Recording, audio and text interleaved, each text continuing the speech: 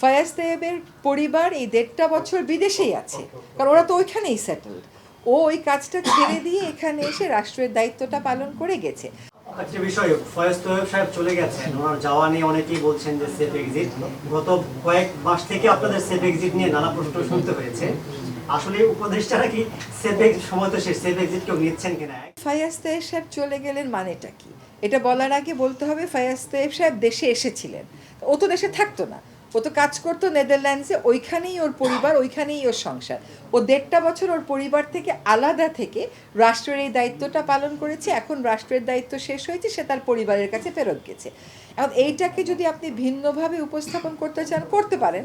ও তো বলেছে যে ও আবার দেশে ফেরতও আসবে। আমাদের রুট তো এখানে, ও তো এখানে কাজ করতো না, ও তো কাজ করে বিদেশে, ওর চাকরিটাই ছিল বিদেশে। আমাদের বিডার আশিকের চাকরিটাই ছিল বিদেশে। ফায়াজ তায়েবের পরিবার এই 1.5 বছর বিদেশেই আছে, কারণ ওরা তো ওইখানেই সেটেলড। ও ওই কাজটা ছেড়ে দিয়ে এখানে এসে রাষ্ট্রের দায়িত্বটা পালন করে গেছে। ও যে এই টেলিযোগাযোগ সেক্টরে রিফর্মগুলো করেছে, এগুলো অনেকের পছন্দ হয়নি, তারা এই কথাগুলো বলছে। গোপনে চলে গেছে। তখন কোনো উপদেশে যদি আমাদের দায়িত্বের পরে আমরা বিদেশে যাই, তাহলে আমি চলে যাব বেলাতে, সেখানে আমার অলরেডি একটা ইনভিটেশন আছে এপ্রিল না মে মাসে, আমার সেটাও মনে নাই।